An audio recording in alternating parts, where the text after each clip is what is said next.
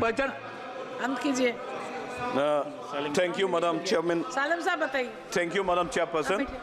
I would like to thank you for giving me this opportunity. Mr. Speaker, Madam Chairperson, I want to thank the leader of the opposition, Rahul Gandhi ji, and Madam Sonia Gandhi ji for allowing me to take part in this budget discussion. Madam Chairman, person, I don't want to repeat the argument. In fact, I was always positive with the development and the policies, Madam Chairman. But this government seems to neglect the budget that was supposed to be pivotal, ensuring the goodwill of the masses, reaffirming the trust on June 4th. It has been long, and government has proven that they focus mainly on Sabka Nash, Apna Vikash. Seems like it has not learned a lesson from the Lok Sabha poll. Once again, the budget has attempted to fix supply-side factors without paying attention to farm ways to bolster consumer demand.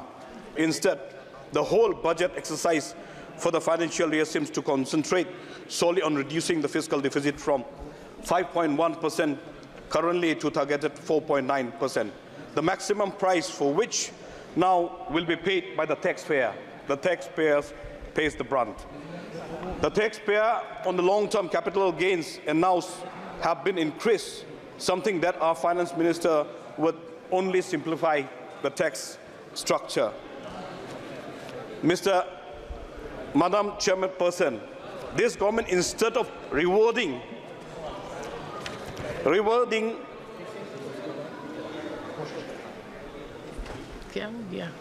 all the other states like Tamil Nadu, Maharashtra, Telangana, West Bengal, etc., who has contributed most of their tax to the revenue of this Indian economy, Madam Chairperson, by only concentrating two states, that is Bihar and Andhra, Madam Chairperson.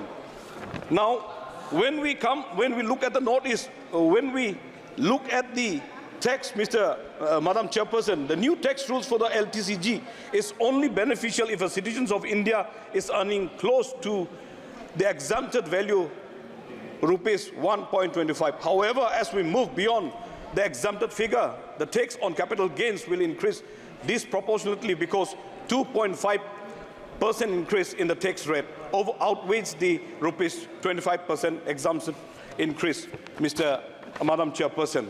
Now, why do we celebrate this budget when the matter is in a very great concern that has garnered a significant attention in the recent year? The devastating result, increasing the number of the Indian citizens renouncing their citizenship, and the exodus of tax-paying employees from our nation that is relinquishing their citizenship from India, Madam Chairperson. Now, when you look at the ME report, approximately 1.87 million Indians are renouncing. In 2022, post-COVID, 225,000 individuals they have relinquished their citizenship from the Indian. In 2023, more than 2 lakhs, Madam Chairperson. Now, when we come to the flood budget, the Northeast seems to have been neglected in the budget of irrigation and flood mitigations, like Meghalaya and thorn-striped Manipur. Madam Chairperson, the government seems to have not even touched the Northeast, as an evidence by the situation in Manipur.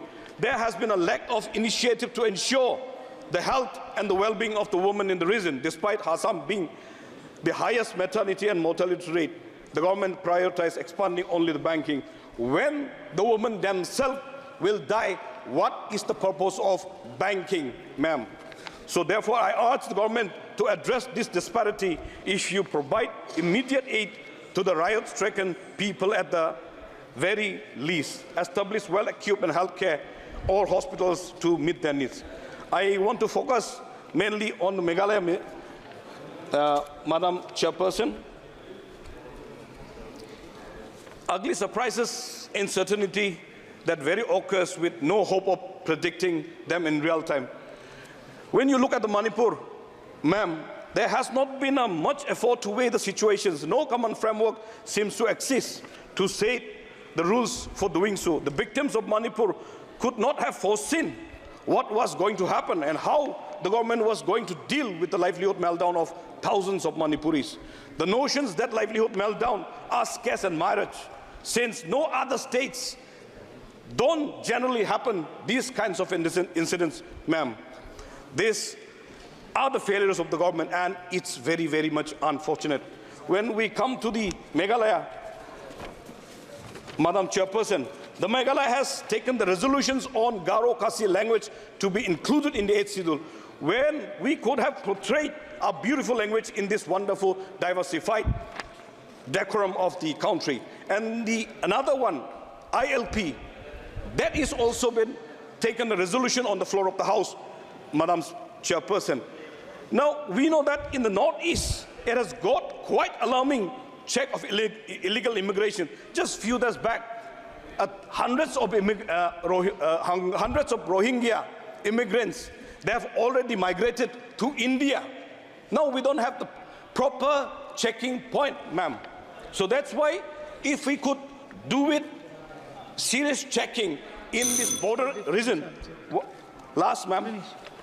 Now, rampant smuggling is happening.